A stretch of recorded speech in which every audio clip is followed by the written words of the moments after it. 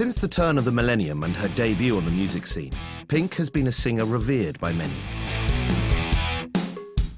Having created multi-million selling albums that combine her no-nonsense attitude with a powerful and distinctive rock voice, as well as a capricious style and feisty persona, Pink has forged a career that highlights her individuality as an artist and her importance as a role model for a new alternative generation.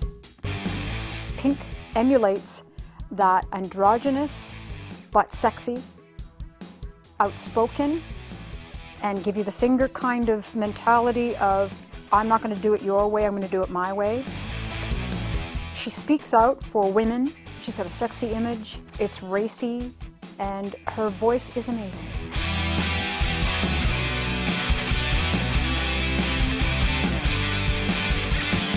With all of sort of the singers and artists of her class, you know, in terms of years, you know, the early 2000s, I think she's probably one of the most organic and real artists out there. She's a great singer, and she writes personal material, and I think it's really what a lot of artists today should be looking at as an example of how to be a great artist.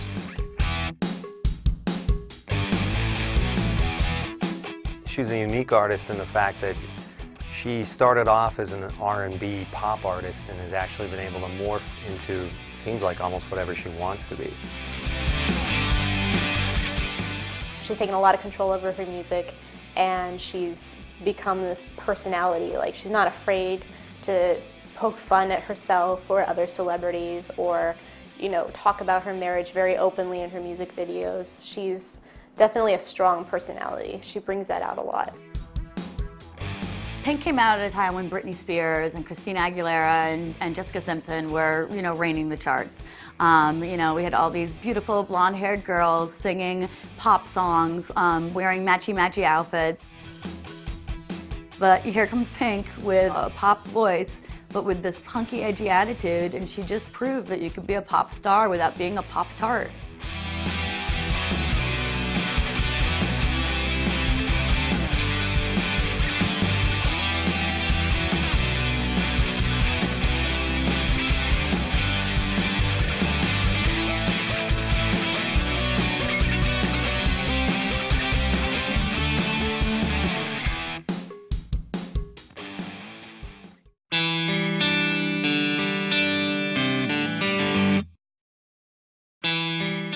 Pink was born Alicia Beth Moore in Doylestown, Pennsylvania in 1979.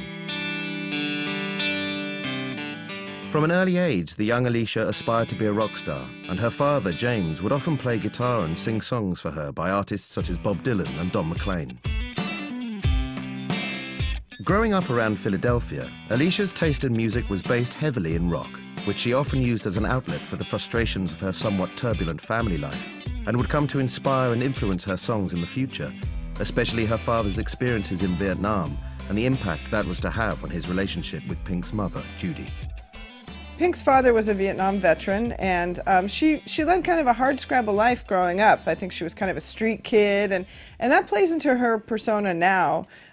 She carries over that toughness, and I think also that empathy is very important that she projects, because there's a kind of tenderness to her that almost comes from the fact she's had this difficult background. And through that journey, she has a little bit more depth than some of the other teen pop stars did, even at the beginning of her career.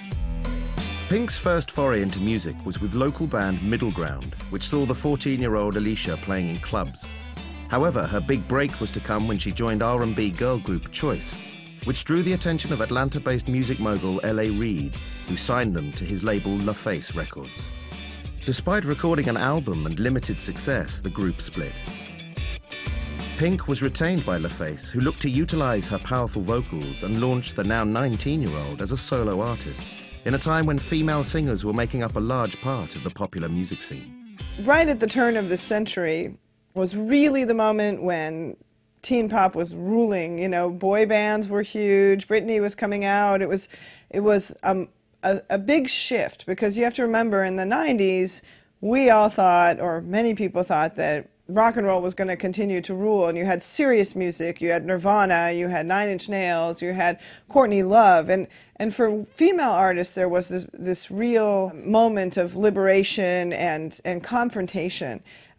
Then came Britney and Christina and all the kids who came out of the Disney camp, and also, of course, the Backstreet Boys and NSYNC, and suddenly it felt like a cotton candy dessert after a steak dinner or something. It was quite a shock to many people.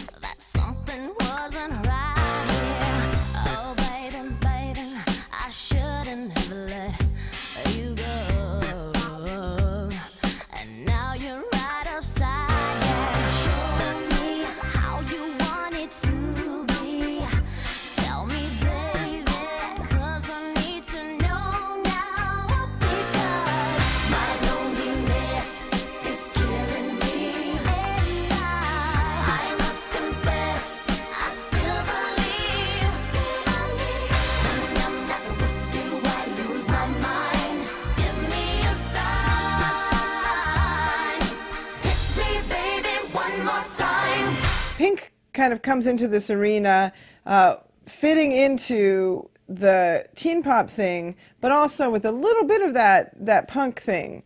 And I think that's why, even from the beginning, a lot of critics that I knew really liked her, because she seemed to have that raw edge, a little bit of the raw edge, that certainly a lot of the teen pop artists lacked. And remember that all of those teen pop artists are just 2 years younger than Pink, which is going to be remarkable as her career goes on.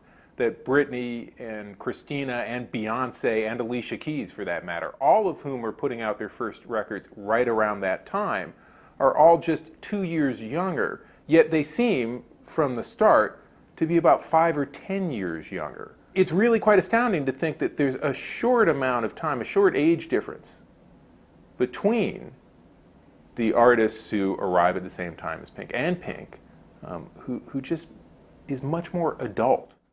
Recorded in 1999 and released in April 2000, Can't Take Me Home was Pink's debut as a solo artist. With R&B super producers Kevin Shakespeare Briggs and Babyface, amongst others, working on the album, it had a distinct urban flavour.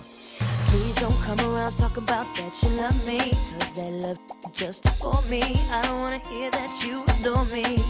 And I know that all you're doing is running your mind games. Don't you know that game beats game? So your best bet is to be straight with me. So you say you wanna talk, let's talk. If you won't talk, I'll walk.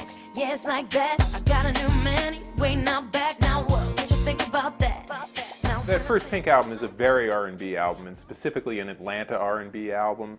It sounds almost like it's made up of leftover parts from TLC, really.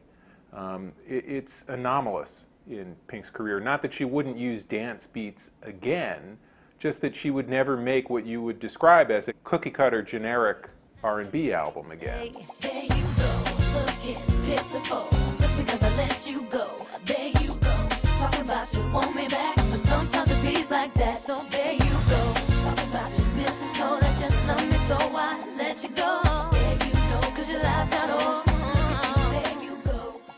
Being a new artist, Pink was very influenced by her label and her producers, and LaFace put her in this R&B pop frame of mind for her first record, Can't Take Me Home, and it wasn't really Pink. You know, a lot of pop stars take an album, one album, to kind of find who they really are. And it's funny when you look back on a lot of these mainstream artists, that they have a first shot over the bow that's not really representative of themselves.